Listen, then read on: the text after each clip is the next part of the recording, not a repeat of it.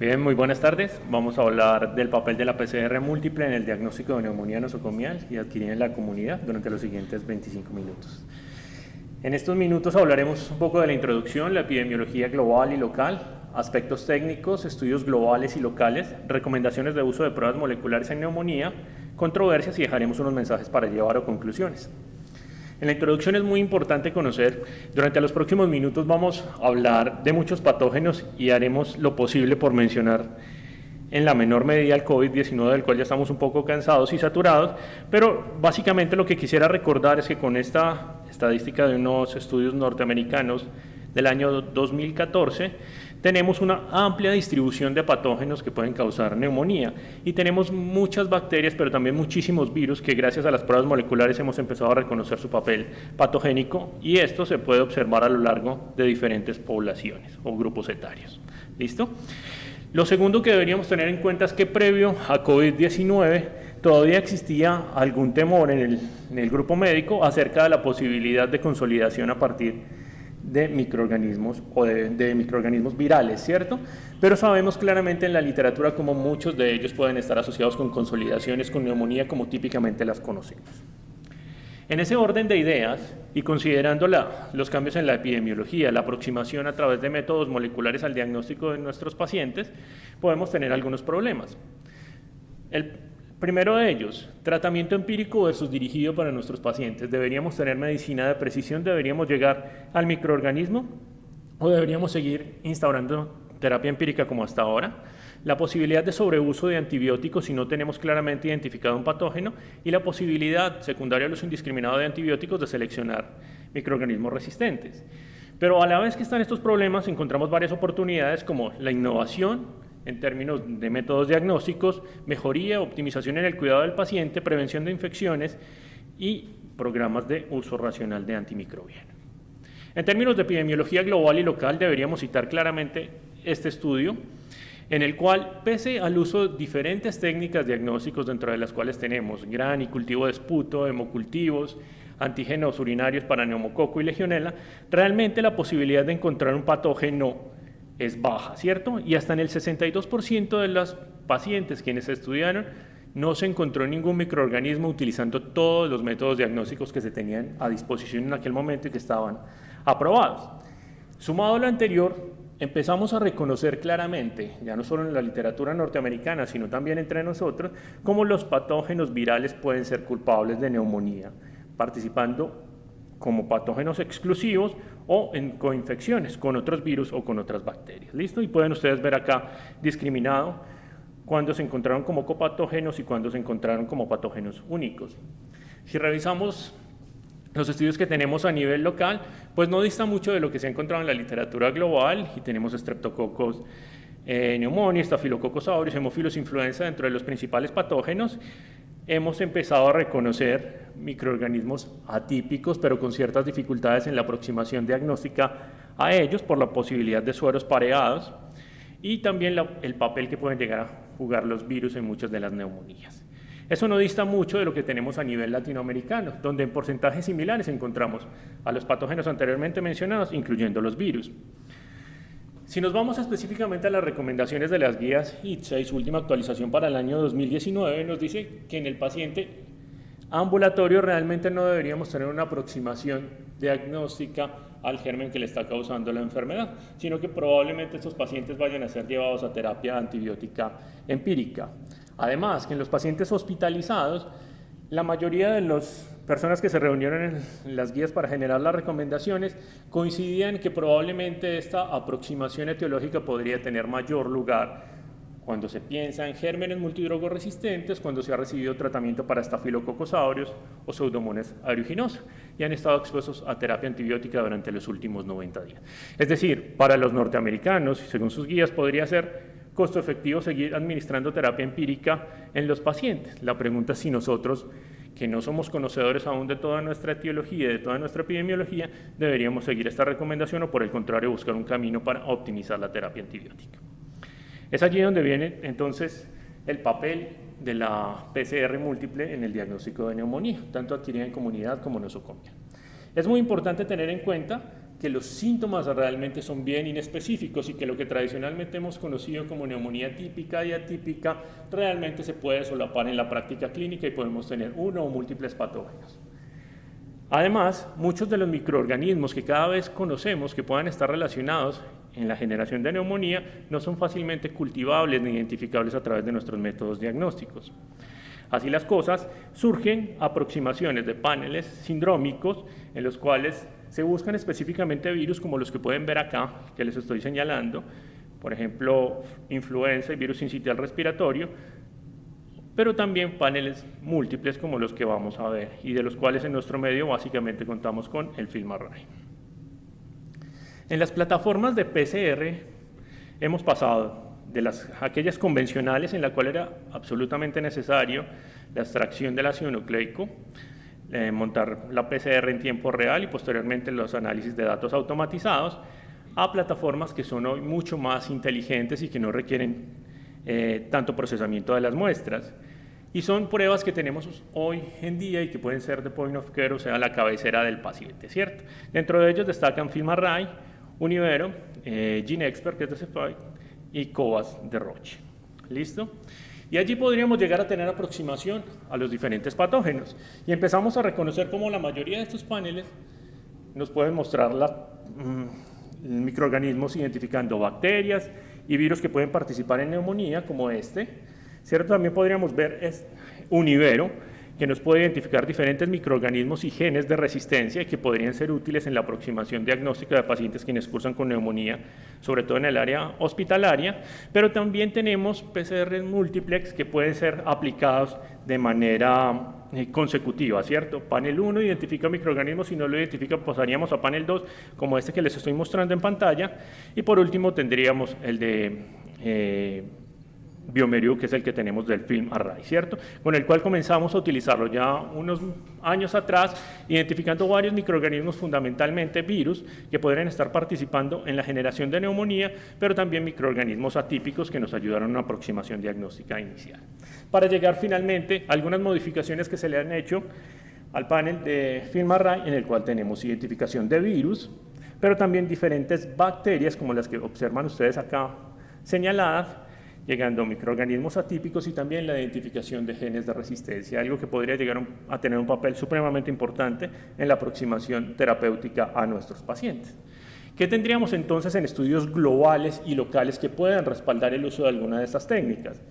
Uno de los primeros estudios que quisiera citarles es este publicado en el año 2016, en el cual se evaluó con una prueba in-house la posibilidad de identificar microorganismos que estuviesen participando en la neumonía. Recuerden que con el estudio que les mostraba el New England atrás, hasta en 62% de los casos los pacientes quienes cursaban con neumonía no iban a tener un microorganismo identificado. Ahora, si nosotros hablamos de estas pruebas in-house, la identificación de las bacterias pudo estar presente hasta en el 81.1% de los casos y la identificación de cualquier virus pudo estar presente hasta en el 30.3% de los casos.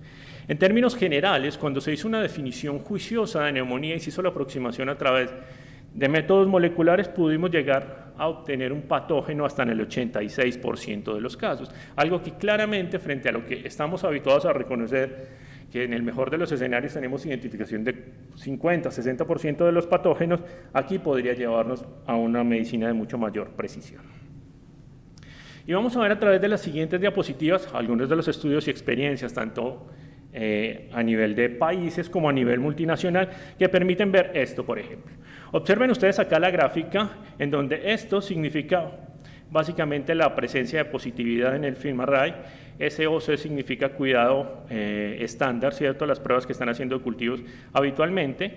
Y vemos cómo en muchos de ellos podemos llegar a tener aproximación a través de las pruebas moleculares sin que las pruebas de cultivos o el cuidado estándar sean positivos. Es decir, con las pruebas de PCR múltiple que estamos accediendo a reconocer muchos más patógenos que con los cultivos estándar. Obviamente, habrá patógenos que no están incluidos en nuestras pruebas moleculares que se puedan escapar y habrá dificultades en algunos primers y eso pueden ser inherentes a cada una de las plataformas que se estén utilizando, que llevarían a que el manejo y el estudio estándar pueda ser un poco superior en determinadas circunstancias. Sin embargo, si evaluamos en términos globales, y esto representa lo que estamos documentando en la PCR multiplex, va a ser mucho mayor la posibilidad de tener un aislamiento etiológico de la neumonía en nuestros pacientes. Si hablamos específicamente qué sucede cuando discriminamos esto por bacterias gram positivas y gram negativas, vamos a ver en lo que les señalo acá, en el lado derecho, que tenemos sensibilidades y especificidades supremamente altas. Hablamos de sensibilidad de 98.5% y una especificidad que, si bien en el global tiene 76.5%, puede llegar a ser muy cercana al 90%. ¿Qué nos lleva a concluir este tipo de estudios? Básicamente que cuando tenemos una PCR positiva, claramente hay un microorganismo allí identificado, pero solo la probabilidad pretest y el juicio clínico son los que nos van a hacerle creer a ese microorganismo como patógeno, y es una de las dificultades que debemos enfrentar en este momento. Pero si hacemos un ejercicio clínico juicioso y lo traducimos en nuestro actuar médico diariamente, podríamos llegar a tener modificaciones en la terapia hasta en el 50% de los pacientes. Así las cosas, podríamos, a través de la identificación del microorganismo y de los genes de resistencia, llevar a escalar la terapia antibiótica, es decir, utilizar medicamentos de más amplio espectro, pero también podríamos, en una quinta parte de los pacientes, llegar a tener desescalamiento desde el punto de vista antibiótico. Entonces, oportunidad en el diagnóstico y oportunidad en identificación de multidrogoresistencia serían algunas de las bondades que podrían ofrecernos estos paneles para neumonía. Si hacemos la comparación con cuidado estándar, pero también hablamos de la posibilidad de pruebas moleculares incorporando tamización nasal para Staphylococcus aureus, también tenemos comparaciones en ello, ¿cierto? Y observamos básicamente que la posibilidad de identificar a través de las pruebas de FilmArray microorganismos tipo bacterias en el 75.5% versus 66% cuando utilizamos cultivos o una aproximación con hemocultivos, con tamización nasal para MRCA, ¿cierto? Con una diferencia que es estadísticamente significativa, pero esta diferencia es aún mayor cuando se trata de identificar microorganismos virales. Y cuando tenemos combinación de microorganismos virales y de bacterias participando en la neumonía, pues esta diferencia también va a ser estadísticamente significativa, lo cual, ¿qué nos permite concluir? Básicamente que tenemos mayor posibilidad de tener un bicho en nuestras manos, y si tenemos un bicho en nuestras manos, la conducta terapéutica va a ser mucho más racional. Bien, hablamos entonces de la sensibilidad y especificidad de las pruebas, pero también será importante tener en consideración los valores predictivos y valores predictivos positivos y negativos. Claramente, estas pruebas van a tener muchísimo valor si no encontramos un patógeno en ellas. ¿Listo? Si no está allí, claramente no va a participar, al menos los que se identifican allí, en la enfermedad. Pero si tenemos el patógeno identificado, su valor predictivo positivo solo podría estar optimizado a través de la aproximación diagnóstica que nosotros estamos haciendo. Y es decir, el juicio clínico va a ser fundamental para decir si ese paciente con un microorganismo aislado en prueba molecular pueda llegar a tener ese microorganismo vinculado en la infección o no. Y esto lo hemos representado en diferentes experiencias, ¿cierto? Cada vez que utilizamos estas pruebas moleculares en nuestros pacientes vamos a tener mayor posibilidad de tener microorganismos aislados en las muestras respiratorias, tanto en muestras respiratorias superiores como inferiores. Pero debemos conocer cuál es el papel que ellos puedan llegar a tener en la generación de neumonía de nuestros pacientes, y no debemos olvidar que la mayoría de estas muestras deben ser procesadas única y exclusivamente si las muestras respiratorias son de buena calidad, algo que en términos de biología molecular muchos de nosotros podríamos estar olvidando en el momento. Ninguna de estas pruebas puede ser interpretable si no fue tomado de manera adecuada. ¿Por qué? Porque probablemente pueda haber contaminación, y en la medida en la que haya contaminación, la posibilidad que el microorganismo esté participando en la génesis de la neumonía va a ser muchísimo menor. ¿Hablamos de concordancia? Sí. Claramente, cuando se aplican pruebas moleculares en el diagnóstico de nuestros pacientes, debemos tener de la mano tinción de Gram y cultivo. Y en la mayoría de los estudios se han observado tasas de concordancia que son mayores al 95-97%, y eso lo vemos claramente en la clínica. Pero tanto para el GRAN como para la PCR va a ser fundamental esa probabilidad pretest y esa probabilidad que el microorganismo esté participando en la infección. Si nosotros no tenemos probabilidad pretest, no deberíamos ni siquiera utilizar la prueba diagnóstica, cualquiera que ella sea. ¿Listo? Y un elemento que va a ser también muy importante y definitivo a la hora de interpretar estas pruebas moleculares y su concordancia es qué cantidad de vino, de copias por mililitro tenemos identificadas en el microorganismo. Copias por mililitro no se traduce en unidades formadoras de colonia. La mayoría de las pruebas moleculares de las que disponemos en la actualidad nos dicen o nos informan los patógenos a partir de 10 a las 4 copias. Pero si nosotros observamos acá, con 10 a las 4 copias podríamos llegar a tener identificación de microorganismos que no necesariamente van a estar representados en cultivos y que podrían ser importantes en pacientes inmunosuprimidos, pero no en la población inmunocompetente, ¿cierto? Pero ese porcentaje de detección de diferentes microorganismos en las pruebas moleculares puede ser mayor en la medida en la cual haya mayor cantidad de bacterias participando en el cultivo, ¿cierto? Si tenemos identificación claramente en el cultivo, la positividad o la concordancia con la prueba molecular va a ser mayor, ¿de acuerdo? Si tenemos menos representatividad en el cultivo, claramente vamos a tener una disociación entre la prueba molecular y el cultivo y eso nos llevaría a pensar en la posibilidad de colonización y que nuestros pacientes realmente no estén infectados. Entonces, vuelvo a hacer énfasis. Cada vez que nosotros vayamos a aproximarnos a una prueba molecular, debemos tener en cuenta cuál fue la calidad de la muestra y cómo se obtuvo. De allí que en la discusión del último Congreso Europeo, hay unos médicos españoles e italianos propusieron que las muestras de biología molecular, así estén validadas en esputo y en aspirado traqueal, solo sean obtenidas en minimal o en lavado broncoalveolar para tratar de maximizar su rendimiento. ¿Listo? Entonces es muy importante que cuando nosotros tomamos juiciosamente la definición clínica de neumonía, tenemos una buena muestra microbiológica con menos células epiteliales y con buena cantidad de leucocitos, pues obviamente vamos a optimizar el rendimiento de nuestras pruebas. Y eso nos va a llevar a que se sigan presentando las diferencias entre los microorganismos aislados a través de la PCR y los microorganismos aislados en cultivo. Y obviamente va a traducirse también en que la posibilidad de esos patógenos virales que nos puede mostrar la PCR múltiple pueda ser significativa y nos lleva a tomar conductas terapéuticas. Conductas terapéuticas como suspensión de antimicrobianos en nuestra práctica clínica. Y esto va a traducir lo mismo que les estaba mencionando anteriormente. La positividad en los cultivos es menor a la positividad de las pruebas moleculares. Pero nuestro juicio clínico es el que debe hacer valer o no esa participación en la enfermedad de nuestros pacientes. Para ir redondeando estas ideas, vemos cómo la participación de la PCR múltiple en los estudios de aspirado traqueal, de lavado broncoalveolar y de minival en nuestros pacientes pueden llegar a condicionar hasta el doble de rendimiento en aislamiento de patógenos, tanto bacterianos como virales, y que incluso eso se podría presentar hasta en el 50% de aquellos pacientes quienes hayan estado expuestos a terapia antibiótica durante las últimas 72 horas. Recuerden que aquí estamos detectando solo material genético y va a depender del primer que se esté empleando en cada una de las plataformas. Pero si está allí, nosotros tenemos neumonía, el paciente estaba expuesto a terapia antibiótica y su cultivo es negativo, claramente este patógeno va a estar participando en la enfermedad partiendo de esa probabilidad pretest. Esta plataforma no corresponde al FilmArray que tenemos nosotros, sino que es una inglesa, pero va a mostrarnos estos próximos dos estudios dos elementos interesantes.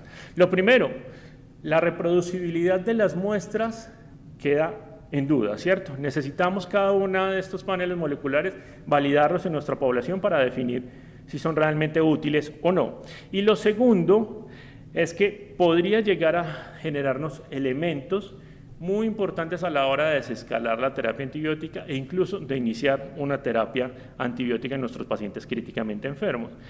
Esta evaluación en unidad de cuidado intensivo nos lleva a comparar los métodos estándar de tinción y cultivos, más hemocultivos en quien haya lugar, versus las pruebas moleculares. Y básicamente nos lleva a esta interpretación. Esta es la probabilidad que ustedes ven a la izquierda de iniciar una terapia antibiótica de iniciar una terapia antibiótica después de toma de muestras como gran y cultivo, y esta es la que asumirían los expertos a partir de la información del panel molecular. ¿Listo? Vemos entonces cómo es muy diferente la conducta antibiótica que se asume a partir del gran y el cultivo versus la que se asume a través de la prueba molecular. Pero adicionalmente vamos a ver cómo el color verde va a representar la necesidad de desescalar la terapia antibiótica versus el color rojo, la posibilidad de escalarla. Y en ese orden de ideas, si comparamos cada uno de los grupos terapéuticos, observaríamos cómo la terapia antibiótica va a ser mucho más racional y va a ser mucho más dirigida desde un principio. Ahora, esta prueba, contrario a la del FilmArray, tiene serios bemoles desde el punto de vista de identificación de microorganismos gram positivos, ¿cierto? Su sensibilidad es menor, cae alrededor del 73%, mientras que se conserva para enterobacterias y bacilos gram negativos no fermentadores. Esta misma prueba, utilizada en este estudio observacional, concluye que básicamente, versus el cuidado estándar, no mejora el rendimiento diagnóstico de los pacientes, ni la conducta terapéutica, ni mucho menos la mortalidad. Si nos preguntamos acerca de cuál es el papel que pueda llegar a tener la PCR múltiples en coinfección con COVID-19 en los pacientes quienes ingresan a la unidad de cuidado intensivo, pues nos volvemos a preguntar lo mismo. ¿Qué estamos detectando? ¿Tiene probabilidad pretest elevada o no? ¿Por qué? Porque básicamente tenemos valores de sensibilidad muy buenos, pero la especificidad acá decae un poco. Es decir, si nosotros llegamos a partir de probabilidad pretest y pensamos que nuestro paciente está infectado, el microorganismo que identifiquemos nos puede ayudar a seleccionar la terapia antibiótica. Pero si por el contrario no pensamos que está infectado, no deberíamos acudir a la prueba, porque detección de 10 a la 4 y 10 a la 5 copias no se van a traducir sino en colonización y no en una verdadera infección. ¿Qué tenemos entonces entre nosotros? ¿Se ha aplicado la prueba o no? Los primeros estudios que surgieron en Colombia fueron del doctor Cortés, y él documentó básicamente por allá en 2014 que hasta 30% de las neumonías estaban presentes virus, ¿listo? Y que fue la tesis de la doctora Diana, básicamente intentaba describir la etiología de la neumonía en pacientes hospitalizados con el uso en la vida real de una PCR múltiple.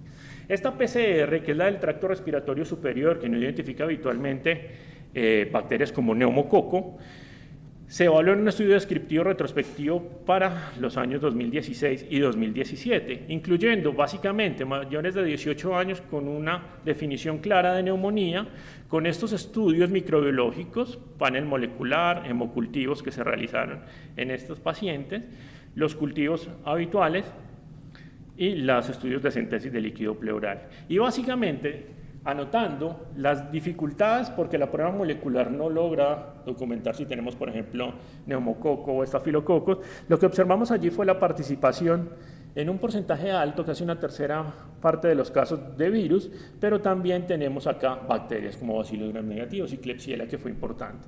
Entonces, a la luz de este tipo de resultados, uno desearía conocer realmente cuáles son los patógenos más frecuentemente vinculados en la neumonía entre nosotros, además de empezar a reconocer los virus.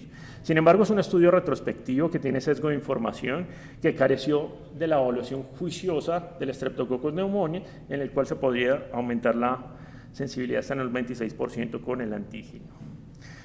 Limitaciones grandes, ausencia de pruebas invasivas, cuántos pudieron tener coinfecciones que no se evaluaron de manera adecuada, y la pregunta es si esas son las muestras adecuadas. Recuerden lo que les decía ahorita, españoles e italianos están orientados a no tomar muestras de aspirado traqueal ni de esputo, sino específicamente de minival y de lavado broncoalveolar. Así las cosas, surgen algunas recomendaciones de uso de prueba molecular en la aproximación a neumonía. El uso de test rápidos podrían ayudar a optimizar la terapia antibiótica.